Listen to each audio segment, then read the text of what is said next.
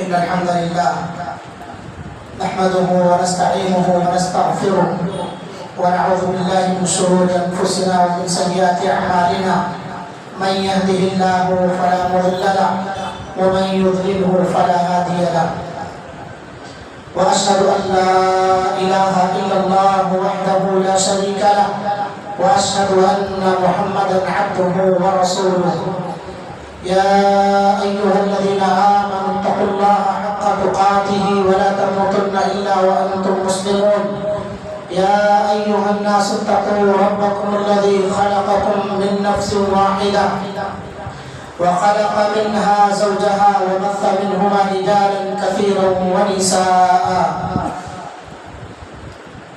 واتقوا الله الذي تساءلون به والأرحام إن الله كان عليكم رقيبا يا أيها الذين آمنوا اتقوا الله وقولوا قولا سديدا يصلح لكم أعمالكم ويغفر لكم ذنوبكم ومن يطع الله ورسوله فقد فاز فوزا عظيما أما بعد فإن خير الحديث كتاب الله وخير الهدي هدي محمد صلى الله عليه وسلم وشر الأمور محدثاتها وكل محدثة بدعة وكل بدعة ضلالة وكل ضلالة في النار. جنازے کو وہی وضو خانے کی گلی میں رکھا دیجیے.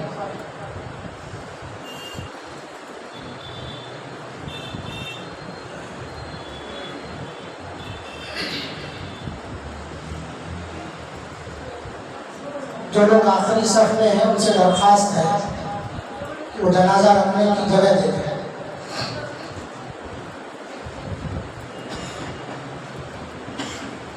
اور سامنے آ جائیے, اگلی صفوں میں آ جائیے.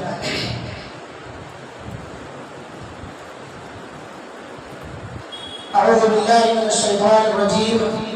بسم اللہ الرحمن الرحیم. للرجال نصیب مما ترك الوالدان والأقربون وللنساء نصيب مما ترك الوالدان والأقربون مما قل منه أو كثر نصيبا مفروضا. وقال النبي صلى الله عليه وسلم إن الله قد أعطى كل ذي حق حقه فلا وصية لوارث. برادران اسلام, بزرگوں, نوجوانوں, عزیز بچوں, پردہ نشین اسلامی ماؤں اور بہنوں, ہم چند ہفتوں سے میراث سے متعلق جو مسائل ہیں اس تعلق سے خطبہ جمعہ ارشاد فرما رہے تھے اور آپ حضرات سن رہے تھے. آج کے جمعہ میں جس بات پر ہمیں گفتگو کرنی ہے وہ ہے طریقہ کے مصارف, یعنی مصارف طریقہ کیا ہے. انسان جب مر جاتا ہے تو مرنے کے بعد جو چیزیں چھوڑ جاتا ہے اس کی چھوڑی ہوئی چیز کو طریقہ کہا جاتا ہے, جو ترکن سے ماخوذ ہے, جس کے معنی ہوتے ہیں چھوڑا ہوا مال, مال متروکہ.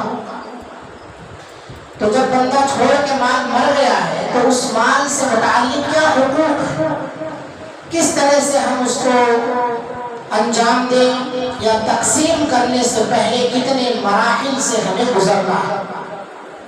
اسی کو کہا جاتا ہے طریقہ کے حقوق یا مصارف طریقہ. حاضرین گرامی, اگر ہم مختصراً کہیں تو طریقہ کے 4 حقوق, یعنی وراثت تقسیم کرنے سے پہلے 4 مراحل سے ہمیں گزرنا ہے, یا یوں کہہ لیجیے یہ 4 مرحلے جب ہو جائیں اس کے بعد ہی ہم آپس میں ایک دوسرے کے درمیان, یا جو رشتہ دار ہیں, جو اصحاب فرائض ہیں, حصے دار ہیں, ان کے درمیان طریقہ تقسیم ہوگا. مرنے والا مر گیا, جو کچھ مال وہ چھوڑ کے گیا ہے اس میں سے سب سے پہلی چیز یہ ہے کہ مر گیا ہے, مسلمان ہے, تو اس کو بغیر جنازے کے دفنائیں گے نہیں, اور اسی طرح سے اس کو نہلانا پڑے گا, غسل دینا پڑے گا, اسے کپڑے میں چھپانا پڑے گا, اس کے کفن کا انتظام کرنا، پھر اسے زمین میں دفنانا پڑے گا، یعنی اس کی قبر کا انتظام کرنا، جسے ہم کہتے ہیں تجہیز و تکفین، کفن دفن کا انتظام کرنا۔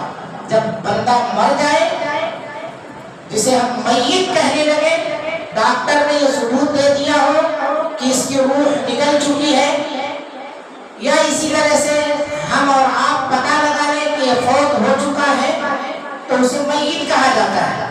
روح پرواز ہو گئی، جسم سے نکل گئی تو اسے میت کہتے ہیں۔ ڈاکٹر نے یہ بتا دیا کہ بھئی اب آپ گھر لے جائیے، ان کی کفن دفن کا انتظام کیجیے، تو یہ میت ہو گیا۔ تو میت کا جو مال ہے، اس مال میں سب سے پہلے حق یہ بنتا ہے کہ اس کے کفن دفن کا انتظام کرے، یعنی میت جو مال چھوڑ کے مرا ہے، اس مال کو تقسیم کرنے سے پہلے اسی مال میں سے اس کے غسل دلانے، یعنی غسال کی اجرت، نہلانے کی، اسی طرح سے اس کے کفن کا انتظام، قبر کھودنے کی، جو بھی خرچہ آ رہا ہے، یہ تمام کا تمام خرچہ اس کے چھوڑے ہوئے مال میں سے نکالا جائے گا۔ اور اس سلسلے میں اوسط درجے کا خیال رکھنا ضروری ہے۔ بہت سارے لوگ ایسے موقع پر بہت محبت جتاتے ہیں، تو وہ 1000 روپیہ میٹر کا کفن لا کے ابا کو پہنانے کی کوشش کرتے ہیں۔ نہ تو فضول خرچی کرنا ہے، اور کچھ بالکل کنجوس ہوتے ہیں جو مارکیٹ جو کپڑے آتے ہیں ان کپڑوں کو لا کر کے دے دیتے ہیں کہ بس مرنے والا تو مر گیا، اس کو اچھے کپڑوں کی کیا ضرورت ہے۔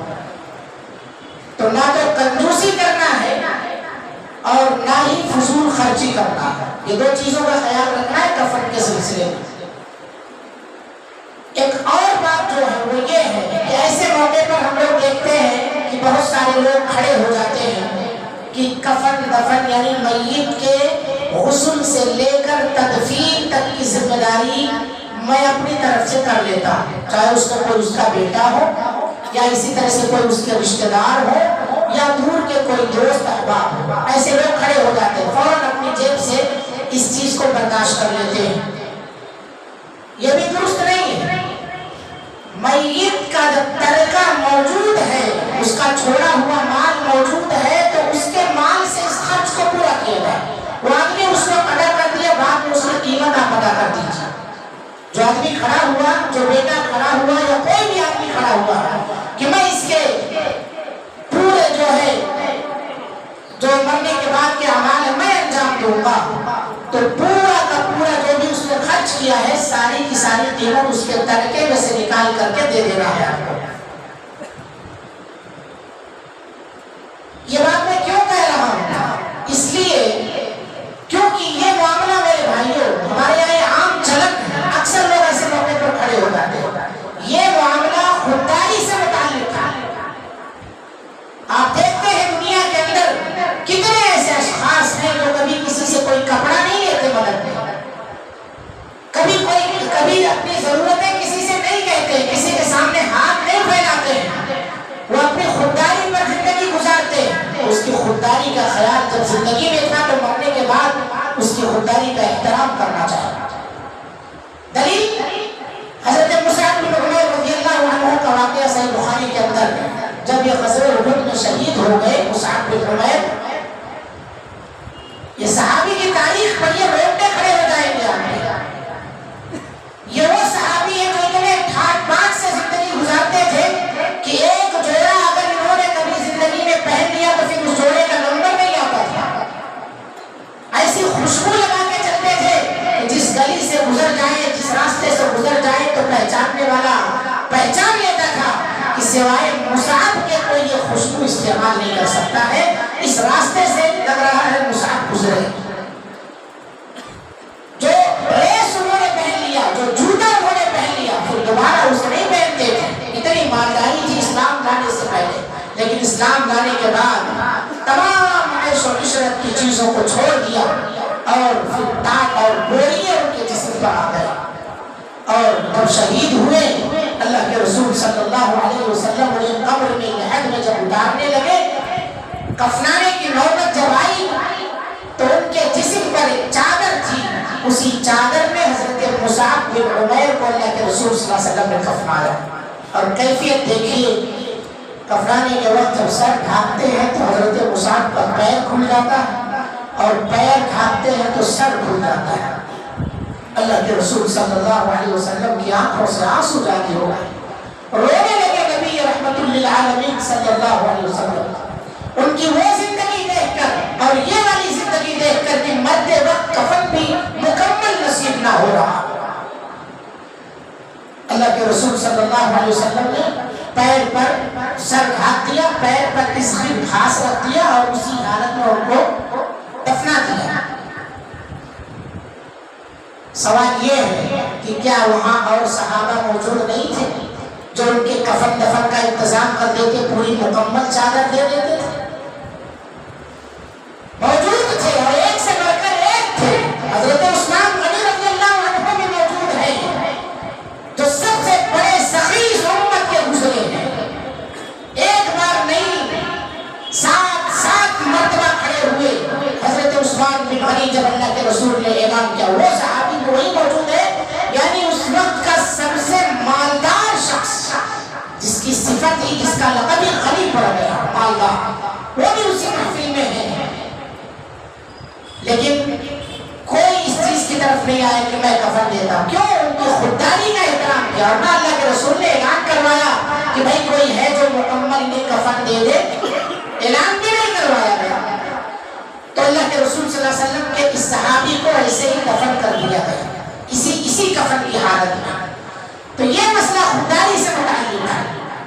اس لیے مرنے کے بعد اس کی خودداری کا احترام کرو، اس کے ترکے میں سے اس کو تجہیز تکفین یا جو بھی خرچ آتا ہے اس کے کفنانے دفنانے میں، خصال کو قیمت دینے میں، اسے بہت سارے لوگ ایسے موقع پر رحمدلی دکھاتے ہیں. لیکن نہیں، وہ آدمی اپنی زندگی میں کسی کا احسان نہیں دیا تو پھر مرنے کے بعد کیوں آپ ایسا کر رہے ہیں اس کے ساتھ؟ اور کچھ تو ایسے ہیں جو کہتے ہیں کہ ہم تحفتاً دے رہے ہیں، آپ اسے قبول نہیں کر رہے. تحفتاً دے رہے ہیں. کپڑا پہنانا اچھی بات ہے، مردوں کو کپڑا پہنانا اور اچھی بات ہے، سطر پوشی واجب ہے نا، مرنے والے کی بھی سطر پوشی واجب ہے. تو کچھ لوگ کہتے ہیں میں تحفتاً دے رہا ہوں، یہ بھی درست نہیں ہے. آپ کہیں گے مولانا دونوں چیزیں درست نہیں. تحفہ بھی اس وقت دینا درست نہیں، کیونکہ تحفہ قبول بھی ہونا چاہیے. قبول کرنے والا تو مر گیا، قبول کرنے والا شخص تو انتقال کرنا گیا، اس نے تحفہ قبول نہیں کیا. دوسری بات یہ ہے کہ کیا وہ اپنی زندگی میں اس قسم کے تحفے قبول کرتا تھا؟ کیا وہ خیرات کا کھاتا تھا؟ کیا وہ خیرات کے کپڑے پہنتا تھا؟ اگر نہیں تو پھر مرنے کے بعد اس کی خودداری کو داغ مت لگاؤ. اس لیے سب سے پہلا حق اس کے ترکہ میں سے، اس کے چھوڑے ہوئے مال میں سے، میت کے، یہ ہے کہ اسی کے ترکہ میں سے اس کے کفن دفن تجہیز و تکفین کا مکمل انتظام کیا جائے. کیونکہ میں نے کہا یہ معاملہ خودداری سے متعلق ہے، لہٰذا اس کی خودداری کا احترام مرنے کے بعد بھی کریں. کوئی بیٹا کوئی بیٹی کھڑے ہو جائے ایسے موقع پر کہ اس کا ترکہ موجود ہے تو نہیں، آپ اس کی قیمت لے لیجیے. ہاں، سوال یہ ہے کہ اگر اس کا ترکہ نہ ہو، چھوڑا ہوا مال نہ ہو، تو ایسی صورت میں کون اس کو کفنائے گا، کون دفنائے گا، یا یہ خرچ کون برداشت کرے گا؟ تو ایسی صورت میں اس شخص پر یہ ذمہ داری لازم ہوتی ہے جس کے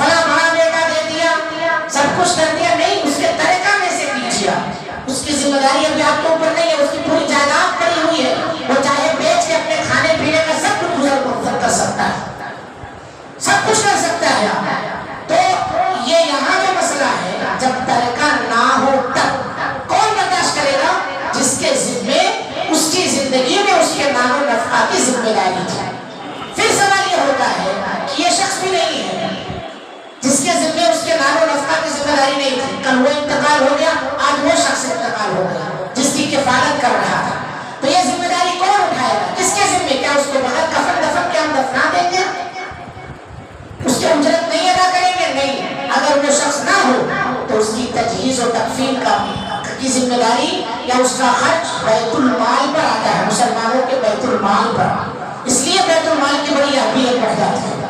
بیت المال قائم ہونا چاہیے جہاں سے غربا، مساکین، لاچار، بیوہ یا اسی طرح سے ایسے تمام لوگ جو پریشان حال ہیں ان کی مدد کی جائے۔ زکوٰۃ کا مال وہاں اکٹھا ہونا چاہیے، انصاف کے ساتھ حقداروں تک یہ مال پہنچنا چاہیے۔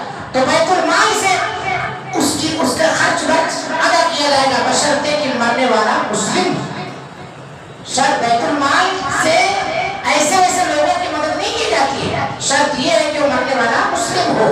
اسی طرح سے پھر اشکال آتا ہے کہ بیت المال بھی نہ ہو، بیت المال بھی قائم نہ ہو، یا بیت المال تو ہو لیکن وہاں سے مال حاصل کرنا بڑا مشکل ہو، تو اس صورت میں اس کے تجہیز و تکفین کی ذمہ داری ان مسلمانوں پر عائد ہوتی ہے جن کو اس کے بارے میں جانکاری ہو، کسی کا دوست ہو، کسی کا ہو۔ یہ بالکل آخری کیفیت ہے دوسرے تک جانے کی، ورنہ دیکھا جائے تو ترکہ میں سب سے پہلا حق میت کے مال میں سے اس کے تجہیز و تکفین کا خرچ برچ نکالنا، ایک حق ہے۔ دوسرا حق یہ ہے کہ اس کے قرض کی ادائیگی، اس کے چھوڑے ہوئے مال میں سے ابھی وراثت تقسیم نہیں کرنا ہے، پہلا حق نکال دیا، اس کے کفن دفن کا مکمل انتظام کر دیے۔ دوسرا حق یہ ہے کہ اس کے اوپر جو کچھ بھی قرضہ ہے، میت اپنی زندگی میں قرضہ لیا یا قرضہ تھا تو پہلے اس کے چھوڑے ہوئے مال میں سے ادا کرنا ہے، چاہے قرض کی ادائیگی میں پورا مال ہی ختم ہو جائے، کچھ نہ بچے، پہلے قرضہ اتارو اس کا۔ یہ قرضے دو طرح کے، ایک قرضہ تو اللہ کا ہے، دوسرا قرضہ اللہ کے بندوں کا ہے۔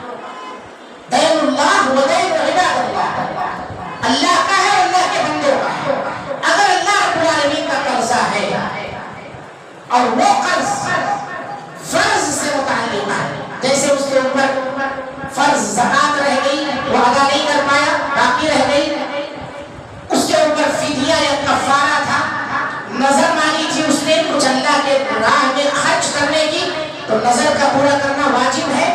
اسی طرح سے وہ شخص اس کے اوپر حج اور عمرہ، حج فرض ہو چکا تھا تو اس کے مال میں سے اتنا پیسہ خرچہ نکال کر کے اس کی جانب سے حج بدل کرائیں گے، تو سارے اللہ کے جو حقوق ہیں ان کو ادا کریں گے۔ ایک شخص اللہ کے رسول صلی اللہ علیہ وسلم کی خدمت میں حاضر ہوتا ہے، صحیح بخاری صحیح مسلم کی حدیث ہے، کہتا ہے اللہ کے رسول صلی اللہ علیہ وسلم میری والدہ فوت ہو گئی اور ان کے اوپر جو ہے قرضہ رہ گیا تھا۔ قرضہ کیا تھا؟ کچھ قرضہ تھا، تو انہوں نے نظر مانی تھی، تو اللہ کے رسول صلی اللہ علیہ وسلم نے فرمایا لو کان علی امک دین، اگر تیری ماں پر کسی بندے کا قرضہ ہوتا، پیسے کا، روپے کا، کچھ اور کا، تو کیا تم اسے ادا نہیں کرتا؟ تو کہا ضرور ادا کرتا، کیوں نہیں ادا کرتا؟ تو اللہ کے رسول صلی اللہ علیہ وسلم نے فرمایا فدین اللہ احق ان یقضى، اللہ رب العالمین کا قرضہ یہ زیادہ حق رکھتا ہے کہ اسے ادا کیا جائے، تو اللہ تعالیٰ کا جو بھی قرض ہے اسے آپ ادا کریں۔ دوسرا قرضہ آتا ہے بندوں کا۔ بندوں کا قرضہ کیا ہے؟ اپنی زندگی میں کسی سے اس نے ادھار مال لیا، قرض حسن لیا، یا اسی طرح سے بہت سارے لوگ مر جاتے ہیں، اپنی بیوی کا مہر نہیں ادا کر پاتے، اس لیے میں بار بار بولتا رہتا ہوں اس چیز کو کہ مہر معجل مت کراؤ، مہر معجل کراؤ، کم مہر دو مگر فوراً ادا کر دو، اسے فوراً ادا کر دو اسے۔ جائز کی صورت الگ بات ہے، مگر اتنا جائز کر لیتے ہیں آپ کہ مر جاتا ہے آدمی اسی حالت میں۔ تو اگر ایسا قرضہ رہ گیا ہے، بیوی کی مہر ادا نہیں ہو پائی ہے، تو کہاں سے ادا کیا جائے گا؟ وہ مرے ہوئے آدمی کے ترکہ میں سے نکال کے اس کی بیوی کو ادا کیا جائے گا، کیونکہ یہ بھی قرض ہے، بیوی کا مہر بھی شوہر کے ذمہ قرض ہے، اس لیے اس کو بھی ادا کیا جائے گا۔ اور اسی طرح سے آدمی نے کسی سے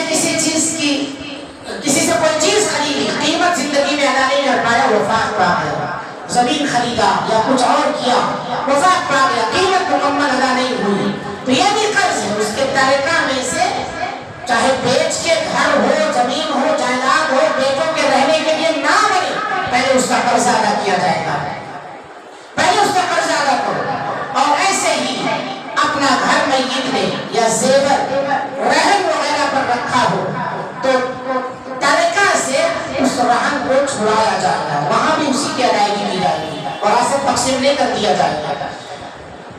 اللہ کے رسول صلی اللہ علیہ وسلم نے فرمایا من مات وعلیہ دینار او درہم، جو شخص مر جائے اس حال میں کہ اس کے اوپر 1 دینار یا 1 درہم قرضہ رہ گیا ہے، ادا نہیں کیا ہے، قضی من حسناتہ، تو جس کا قرضہ لیا تھا اس کو مرنے والے کی نیکیوں میں سے ادا کیا جائے گا۔ اور آپ کو معلوم ہونا چاہیے آپ صلی اللہ علیہ وسلم نے فرمایا وَذَمَّ دِينَارٌ وَلَا دِرْهَمٌ، وہاں نہ تو دینار ہوگا نہ تو درہم ہوگا، کہاں سے ادا کریں گے آپ؟ ادا نہیں کر سکتے آپ، اس لیے آپ کی نیکیاں اٹھا کے اس کو دے دی جائے گی جس سے آپ نے قرضہ لیا۔ اور آپ صلی اللہ علیہ وسلم نے فرمایا، دوسری حدیث ہے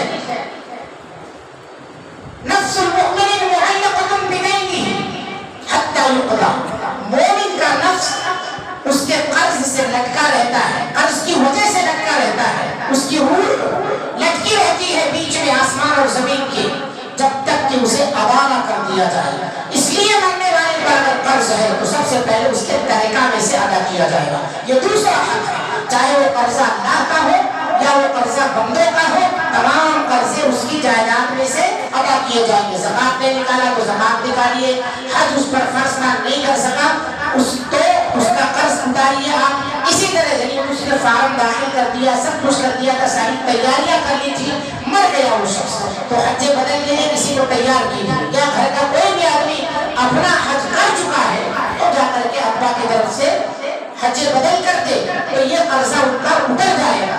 یا اسی طرح سے بندوں کے قرض ہو تو اس کو بھی ادا کرنا ضروری ہے، ورنہ روح کو چین نہیں آئے گا۔ اور ہمیں کوئی نہیں چاہتا ہے کہ ہمارے باپ کو تڑپایا جائے، ہماری ماں کو تڑپایا جائے۔ زندگی میں ہم برداشت نہیں کرتے ہیں تو آخرت کے عذاب کو کیسے برداشت کریں گے؟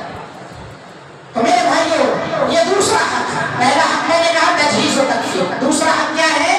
قرض کی ادائیگی۔ وہ قرض چاہے اللہ کا ہو چاہے بندوں کا ہو، اسے ادا کرنا ضروری ہے اور میت کے ترکہ میں سے ادا کیا جائے۔ تیسرا حق جو ہے میت کے ترکہ میں سے وہ ہے وصیت کی تنفیذ۔ وصیت جب کہا جاتا ہے میراث کے اندر تو اس سے مراد صرف اور صرف مالی عطیہ ہوتا ہے، ورنہ وصیت یہ بھی ہوتی ہے کہ کہہ دو کہ میرا جنازہ جو ہے فلاں مسجد کے فلاں امام صاحب پڑھائیں گے، یہ مال سے متعلق تو نہیں۔ کہہ دیجیے کہ میرے مرنے کے بعد میرے بچے کی تعلیم کا مولانا صاحب صحیح انتظام کریں گے، یہ بھی ایک وصیت ہے، یعنی ان پر نظر رکھیں گے، پڑھنے لکھنے کے سلسلے میں اچھی طرح سے انہیں پڑھائیں گے، دیکھ بھال کریں گے، یہ ساری وصیت ہے۔ لیکن میراث میں جب وصیت کا لفظ آتا ہے تو اس سے مراد مالی عطیہ ہوتا ہے۔ اس کے لیے دو شرطیں ہیں۔ مرنے والا اگر وصیت کر رہا ہے تو دو چیزوں کا خیال کرے۔ سب سے پہلی چیز تو یہ ہونی چاہیے اس سے پہلے وہ وصیت جو کیا ہے اس نے جائز وصیت ہو، ناجائز وصیت نہ ہو، تب اس کو نافذ کیا جائے گا، تب اس کو نافذ کیا جائے گا۔ وصیت جائز ہو، اور پہلی شرط جو میں بتا رہا ہوں اس سلسلے میں وہ یہ ہے کہ وصیت کرنے والا جس کے لیے وصیت کر رہا ہے ثلث مال، 1/3 مال یعنی 1/3 سے زیادہ میں وصیت نہ کرے۔ سعد بن وقاص رضی اللہ عنہ جب بیمار تھے، اپنی بیماری کے عالم میں تھے، اللہ کے رسول صلی اللہ علیہ وسلم ان کی عیادت کو گئے، نبی صلی اللہ علیہ وسلم ان کے پاس بیٹھے اور سعد بن وقاص کی ایک ہی بیٹی تھی، ایک ہی بیٹی تھی۔ انہوں نے کہا اللہ کے رسول صلی اللہ علیہ وسلم مجھے مشورہ دے، میں آپ سے اجازت چاہتا ہوں۔ کیا چاہتے ہیں؟ اسی بیماری کلو، میں اپنے پورے مال کی وصیت کر دینا چاہتا ہوں، میری بیٹی نے کی ہے، اس کی شادی ہو جائے گی، چلی جائے گی۔ اللہ کے رسول صلی اللہ علیہ وسلم نے کہا نہیں، میں اس کی اجازت دے دیتا کہ تم اپنے پورے مال کی وصیت کر دو۔ نبی کریم صلی اللہ علیہ وسلم سے انہوں نے پھر پوچھا، آدھے مال کی وصیت کرنا چاہتا ہوں؟ اللہ کے رسول صلی اللہ علیہ وسلم نے کہا نہیں۔ انہوں نے کہا کہ اچھا ٹھیک ہے، 1/3 کی وصیت کرنا چاہتا ہوں، ثلث۔ تو اللہ کے رسول صلی اللہ علیہ وسلم نے کہا کہ ہاں والثلث والثلث کثیر، یہ 1/3 بھی زیادہ ہے۔ پتہ یہ چلا کہ وصیت کرنے والا جب کرے تو اپنے پورے مال میں سے 1/3 حصے یا اس سے کم میں کرے، اس سے زیادہ بھی نہیں کر سکتا۔ اور عبداللہ ابن عباس رضی اللہ عنہ اس حدیث ترتیب بہت زیادہ ہے، 1/4 ہونا چاہیے وصیت جب کرے مال میں تو 1/4 ہونا چاہیے۔ آج ہمارے یہاں دیکھیے ماحول کیسا، پورے مال کو دوسروں کے نام لکھ دیتے اور اپنے بیٹے کو اپنی بیٹیوں کو بے دخل کر دیتے، نافرمان ہونے کے ناطے عقدنامہ لکھ دیتے، میں اسے کچھ نہیں بولتا۔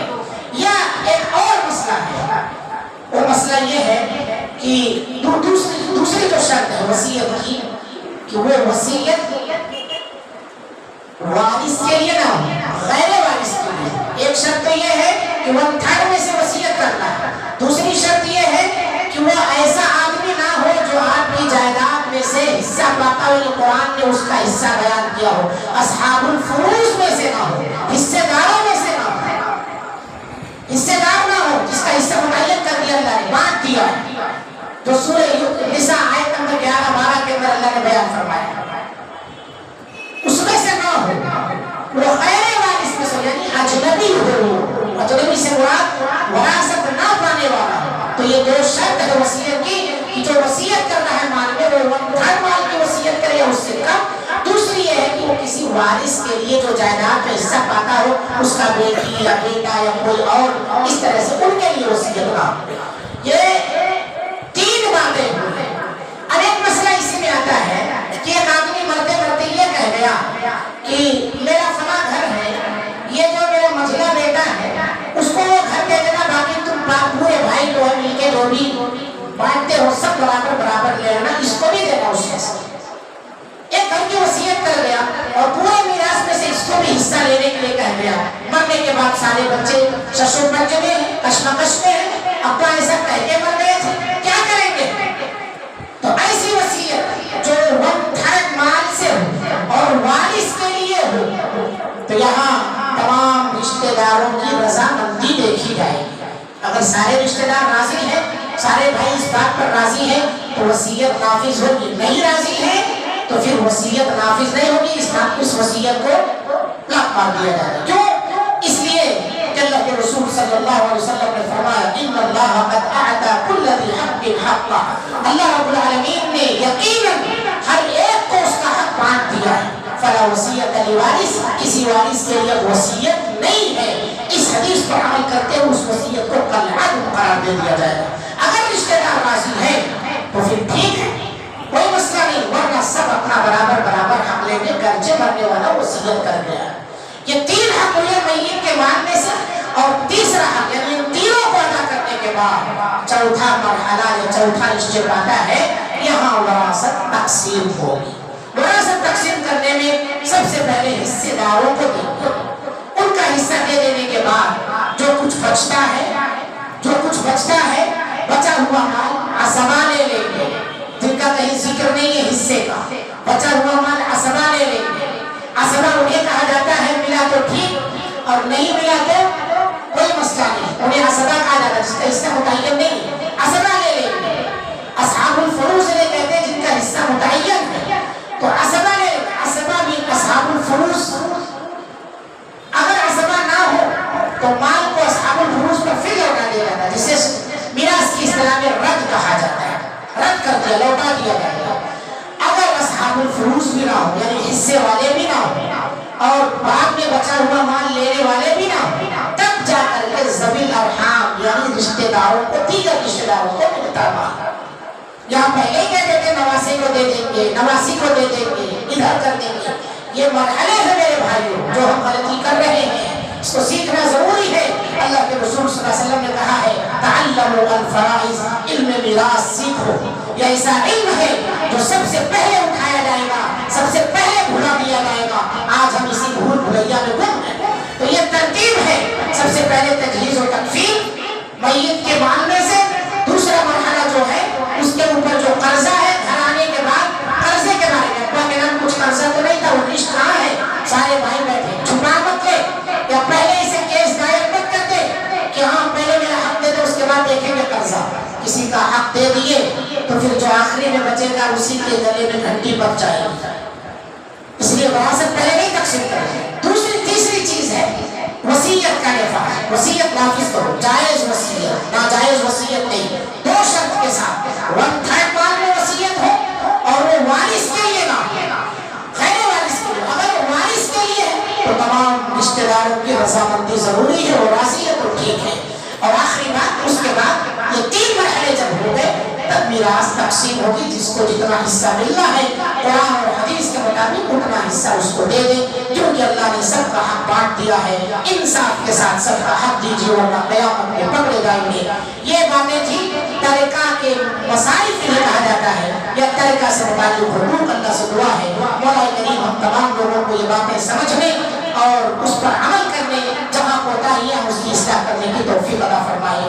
آمین۔ اقول قولی ھذا واستغفر اللہ لی ولکم ولسائر المسلمین فاستغفروہ انہ هو الغفور الرحیم۔